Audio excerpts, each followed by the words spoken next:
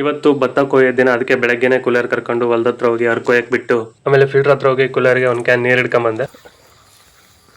ಜಾಡ ಹತ್ರ ಸ್ವಲ್ಪ ಜಾಸ್ತಿ ಕೊಯ್ರಿ. ಆಮೇಲೆ ಹೊಲ್ದ ಹತ್ರ ಮಿಷಿನ್ ಬಂತು. ಮಿಷಿನ್ ಹುಡುಗರಿಗೆ ತಿಂಡಿ ಹಾಕೊಟ್ಟು ಅಲ್ಲೇ ನಾನು ತಿಂಡಿ ತಿನ್ಕೊಂಡು ಭತ್ತ ಕೊಯ್ಯಕ್ಕೆ ಸ್ಟಾರ್ಟ್ ಮಾಡಿದ್ವಿ.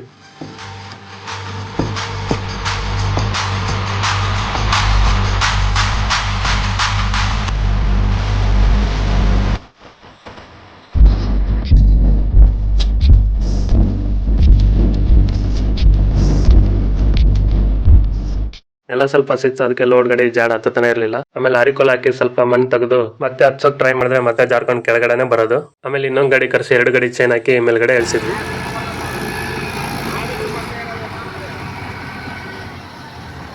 ಆಮೇಲೆ ರಾಶಿ ಹತ್ರ ಬಂದು ಅನ್ಲೋಡ್ ಮಾಡಿ ಮನೆಯಿಂದ ರೊಟ್ಟಿ ಮಾಡಿ ಕಳ್ಸಿದ್ರು. ಎಲ್ಲರೂ ಅಲ್ಲೇ ಊಟ ಮಾಡ್ಕೊಂಡು ಈ ಹೊಲ ಎಲ್ಲ ಫುಲ್ ಕೊಯ್ಯೋದ್ ಮುಗಿದಕ್ಕೆ 5 ಗಂಟೆ ಆಗಿತ್ತು. ಈ ಹೊಲ ಕೊಯ್ಯೋದ್ ಮುಗಿದ್ಮೇಲೆ ಮಿಷಿನ್ ಲೋಡ್ ಮಾಡ್ಕೊಂಡು ಇನ್ನೊಂದು ಹೊಲ ಕಡೆ ಬಂದ್ವಿ. ಆಮೇಲೆ ಈ ಹೊಲಕ್ಕೆ ಬಂದು ಕೊಯ್ಯಕ್ಕೆ ಸ್ಟಾರ್ಟ್ ಮಾಡಿದ್ವಿ.